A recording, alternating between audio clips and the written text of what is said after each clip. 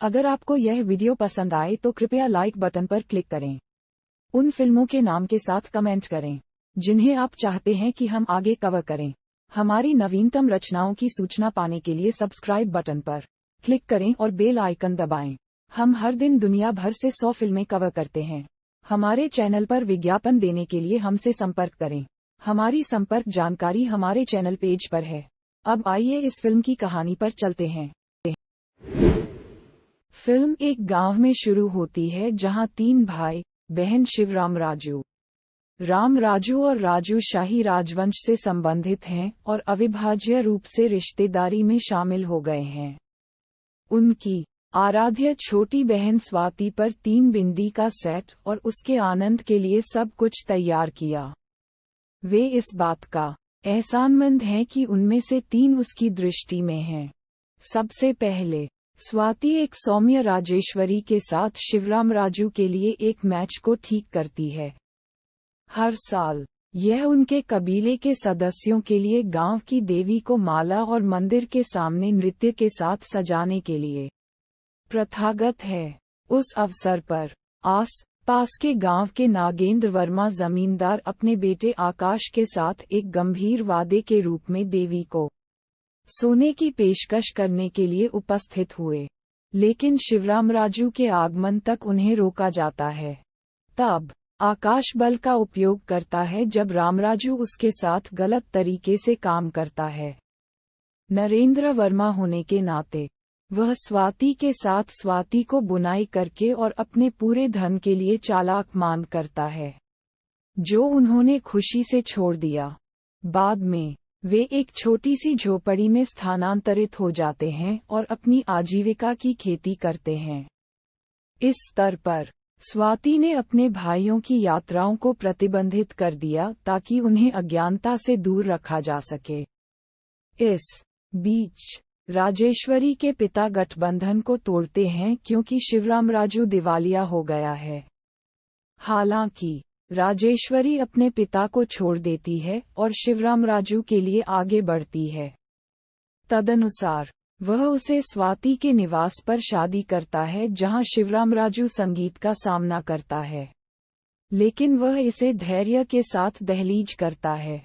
समय होने के नाते स्वाति कल्पना करती है, फिर भी वह अपने ससुराल वालों द्वारा बिस्तर के अधीन है। रामराजू ने अपने चचेरे भाई जानकी को नटखट कर दिया, जो शिवराम राजू को चालाकी से स्वाति से पहले बाहर ले जाता है। इसके तुरंत बाद वेंगलोरी जानकी संयुक्त परिवार को शस्त्र देता है और अपनी खुशी को सटीक करने के लिए शपथ लेता है। हालांकि परिजनों ने अपने मूर्ति पूजा के माध्यम से इसका सामना किया जब जानकी को भी अपनी गलती का एहसास होता है। समानांतर राजू एक सांसद की अपनी कॉलेजियम रानी बेटी के लिए गिरता है। उसमें रानी के भाई मदन ने राजू की हार और शिवराम राजू को उनके खिलाफ प्रतिशोध लिया। ये जानकर सांसद घर को पहुंचने के लिए आगे बढ़ता है, लेकिन चौंकाने वाली बात यह है कि वह शिवराम राज के पिता आनंद भूपति राजू की तस्वीर से पहले नीचे की ओर झुकता है और पीछे की ओर ड्राइव करता है। 25 साल पहले आनंद भूपति एक आर्बिटर है जिसे एक देवता के रूप में सम्मानित किया जाता है। उनके शासनकाल में वह क्षेत्र 4 पक्षों से शाश्वत है। उस समय सांसद उनका अधीनस्थ है और उन्होंने अपने समर्थन के साथ विजय प्राप्त की।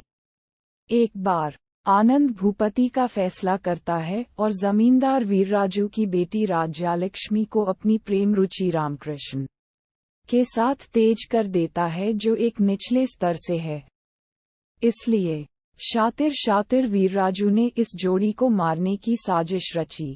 आखिरकार उन्हें आनंद भूपति द्वारा सुरक्षित रखा गया।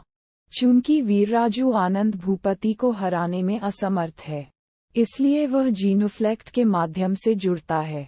त्योहार की पूर्व संध्या पर आनंद भूपी के पास एक व्रत है कि वह कुछ भी करने के लिए कुछ भी करता है जो उसके सामने प्रार्थना करता है। इसके साथ वीरराजू ने अपने सिर के लिए धूर्तता से कहा कि वह उसे बिना किसी हिचकिचाहट के अपने अधिकार और छोटी जिम्मेदारी के बिना शिशु शिवराम राजू के लिए सबसे अच्छा लगता है।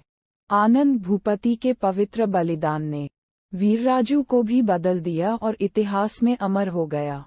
वर्तमान में सांसद जासूसी को एक वरदान के रूप में स्वीकार करता है। शादी के समय के दौरान स्वाति को आकाश द्वारा मना किया जाता है और सताया जाता है या नहीं। शिवरामराज वहां जाते हैं और वे स्वाति को खतरे में डालकर पस्त हो जाते हैं। वैराट उग्र स्वाति विद्रोह करता है। शादी की श्रृंखला मंगलसूत्रम को हटाकर आकाश के साथ अपने रिश्ते को समाप्त करता है और अपने भाइयों के साथ छोड़ देता है। अंत में स्वाति एक बच्चे को जन्म देती है जब आकाश और नरेंद्र वर्मा सुधार और क्षमा करें। फिल्म परिवार के पुनर्मिलन के साथ एक खुश नोट पर समाप्त होती है।